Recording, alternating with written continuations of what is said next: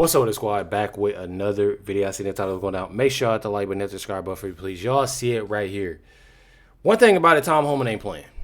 I definitely say that. Definitely not playing. Since Tom Homan had the perfect one-liner ready for Ilhan Omar.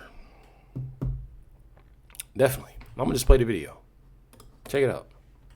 If we're not gonna go back to pre-2002, in looking at how these agencies used to operate without this level of brutality that we are seeing, then we need to figure out a different system. When we get power back, we have to dismantle them. And we can go back to immigration enforcement as a civil system, because that's what it is. What do you make of that? Well, I'm sure Omar would love for ICE to go away, right? Because she has her own issues. Right. But bottom line is, think about this. Members of Congress want to abolish the Department of Homeland Security that was established after the tragedy 9/11, right? And they want to abolish the agency that enforces the laws that they wrote, right? But they want to attack ICE and call them racists and Nazis and the secret police. Well, if we're the Nazis for enforcing the immigration law, what's that make them? They wrote the law. So look, we're doing the same thing we've done for 40 years. I started in 1984. We're enforcing the immigration law. Problem is, for the last 4 years, they weren't enforcing the immigration law. Every one of them are complicit because they didn't say anything about the open border. Over 10 million people illegally cross that border. We got over, 2 million known gotaways. We got a record number of terrorists and criminals coming across that border. A record number of sex trafficking of women and children. Enough fentanyl to kill 250,000 Americans. Over 4,000 aliens died making that journey, and where were they? They weren't saying a word. They're complicit. We're fixing what they broke. And the thing is that they're demanding and wanting and calling names and saying this and saying that about President Trump, whether if it's Tom Homan, Trump administration, regardless. And that, like I said in my last video, this is something that they'll continue to do and to push this whole agenda to have the people that support them and vote for them basically keep their way of push this whole thing of don't vote for Trump, don't mess with anybody of Trump, don't mess with no Republicans, don't. And that's and me being me, y'all obviously know who I support, what I vote for, all of that, because I share that with y'all obviously. My thing is, I'm not gonna push nothing to nobody like they are, because I know the truth of what those individuals do. So when I get on here, that ain't really my main agenda. Is okay, let's put all this hate on this person, that person. Man, we getting out the truth. We getting out the truth, and it's all right there. I'm telling y'all, check it out. More Benny Johnson and Tom Homan. We know she did this, and now we're looking for how to take action. Can you fill us in?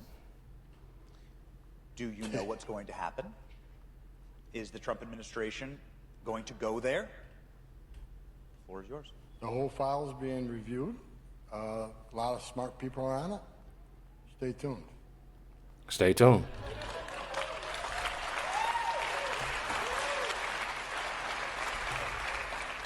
Could you color for us what of the elucidated and many crimes there are that it could be? Because I cannot get ahead. There's like a lot of potential things that could have been there. I can't get ahead of the investigation, but I know that some of this. I know people that are involved in the review, and they're really smart people, and it's in good hands. All right. It's in good hands. Okay, we got the Allstate endorsement from Tom Homan. That Allstate.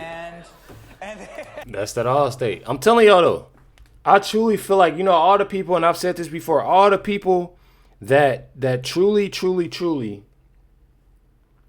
say that, I don't think they're gonna do nothing, I don't see anything, and I trust and believe. I have that thought a lot, but I know for a fact they're gonna do something for it, and I'm gonna show y'all why. I'm gonna definitely show y'all why. But before we do that, I've been seeing multiple videos of Ilhan Omar and how she's acting, her whole temperament and, her body language, just seeing how she acts.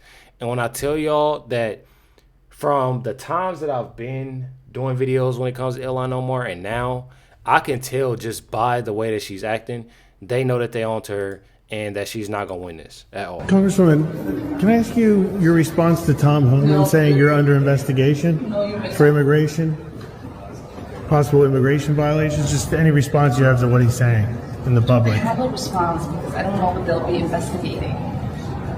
So you don't think they would find anything? Absolutely not. Why do you think they keep bringing this up in the media? They're sick. They're sick. I feel like that's the last thing that Ilhan Omar needs to say. Especially, we're not going to bring up the $250 million. Her feeding our future. We talking about kids, right? Right. Pretty wild. Children. Fox News alert, Ilhan Omar missed Tuesday's deadline for Minnesota Republicans to turn over documents in the Minnesota Feeding Our Futures fraud scandal.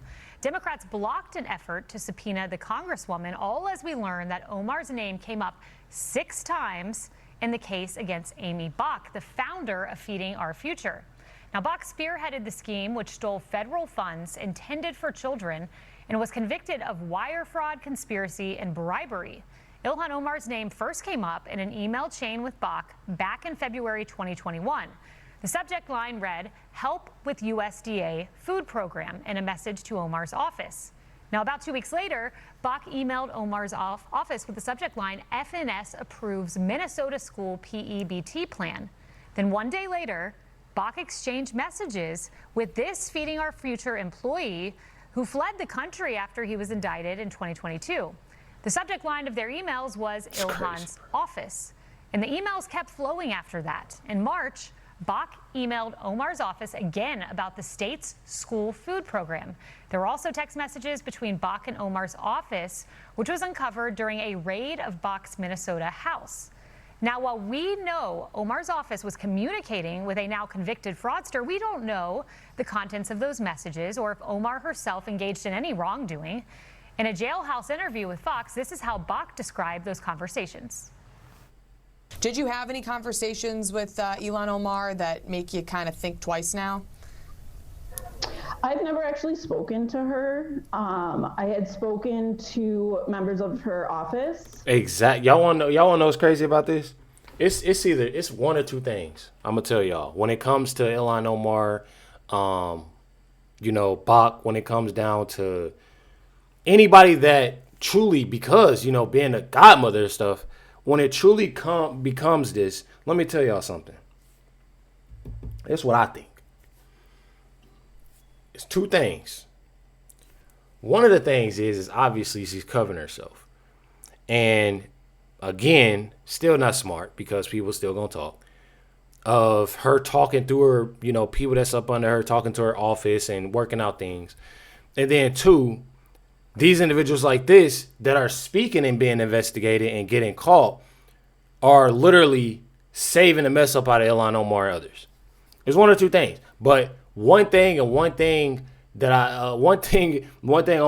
I know for sure of is that Ilhan Omar truly has been wrong with all this. I'm telling y'all, definitely. It was always really general, she's in the middle of it, mostly pertaining to how the Department of Education was handling applications, and the approval or denial of those.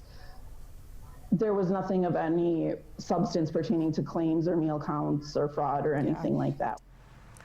But Omar's ties to Feeding Our Future don't start and end with Amy Bach. She also had close ties with one of the restaurants convicted of stealing $16 million, Safari Restaurant. Back in 2018, she celebrated her primary win at the very spot. And records show she spent nearly $10,000 in campaign funds there between 2018 and 2020. It's over $3,000 a year. The food must be so great to spend that much at a restaurant. And check this out. We unearthed this 2020 video of Ilhan Omar on Somali TV working inside Safari Restaurant. And while she speaks exclusively in Somalian, we were able to make out these words: Pandemic, Meals Act, and Safari Restaurant. The chair of the Minnesota Fraud Committee also revealing Ilhan Omar received donations from several Feeding Our Future defendants. And that last name on the list right there, that's a former staffer for Omar who pled guilty to fraud. Here to react. So as y'all see, the Ilhan Omar name is all around this. It's not like it's just in one thing and everybody is doing this and doing that. Her name is literally in all of this, y'all. literally in all of it. And the Minnesota Democrats on the fraud committee have blocked a subpoena into Somali Representative Ilhan Omar's involvement in the $250 million fraud scandal. Now, one thing about this is, like I continue to say, is that they are and will protect her. But then again, I know that it's only going to get worse for Ilhan Omar. Check it out. Closed on the state's $9 billion fraud scandal. Yesterday, they blocked a subpoena for materials from Congresswoman Ilhan Omar. Investigators want to see her communications with the convicted ringleader of the theft from $250 million in COVID funds, that particular part of the probe. That money was meant to feed hungry children. The subpoena attempt came after Ilhan Omar blew off a deadline to turn over the information. Republican candidate for Senate in Minnesota, Michelle Tafoya, with this. She has not participated in this process at all so far. She has remained somewhat untouchable here in Minnesota. I'm not sure why that is. I'm not sure why we don't hold all of our suspected wrongdoers to account. There is so much smoke here, and I want to find the fire. Well, I can tell you who could talk about the smoke. Senior correspondent Mike Tobin is digging in to get the facts. And I showed y'all the rest of that video, believe yesterday, to hear, Mike Tobin had to say. But when I tell y'all that this is absolutely ridiculous, it truly is. Greg Gutfeld literally said it, perfectly within Ilhan Omar, because one thing about it, if it was me or you, y'all know, it'd have been just like that. Quick, fast, and hairy. Is this what I have to do until I fill out that my parole sheet? I don't know what I'm doing here. This is the best. She doesn't even answer any of the questions. A simple question. Who's protecting her?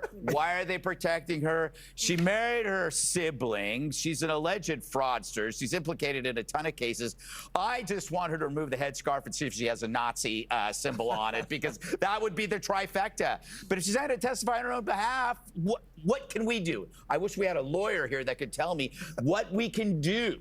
Can she be arrested? How hard is this? If mafia bosses went away for less. She's the perfect example of a trickster who exploited the system, paralyzed by identity politics. That's why when she's being implicated in all this, she's calm, cool, and collected. She thinks she's going to get off. Yeah, but Greg, that nice kid sitting there. She definitely thinks that she about to get off. But truly, I know for a fact that she's not. Y'all may think like that, but me personally, I don't see it happening. I'm telling y'all, I do not see it happening whatsoever. As President Trump says he believes Governor Tim Walz and Ilhan Omar both, need to be prosecuted. Check it out. What they've done is so sad. When you look at the Minnesota scam, a lot of it has to do with Somalia. Nobody's calling out anybody, but a lot of it has to do, but it's Somalia and plenty of others. And I believe the governor is complicit. I believe Ilhan Omar is complicit. I believe that your attorney general is complicit. And if they are, you're going to hopefully find out about it, and you're going to have to do what you have to do. If we found half of the fraud that's taking place in this country, and I think you have a chance of doing that, we would have much more than a balanced budget. That's the kind of numbers you're talking about. The theft is incredible. And I think JD will make, and Andrew will make a charge later on that local states should handle nursing homes and all of these things, that the federal government shouldn't be involved in. It's too big. The federal government should handle military and a couple of other things. But when it comes to nursing homes, you saw where a young gentleman was going around and knocking on doors, and none of the nursing homes existed, none of the nurseries existed. The money that's being paid out, and the federal government pays for it.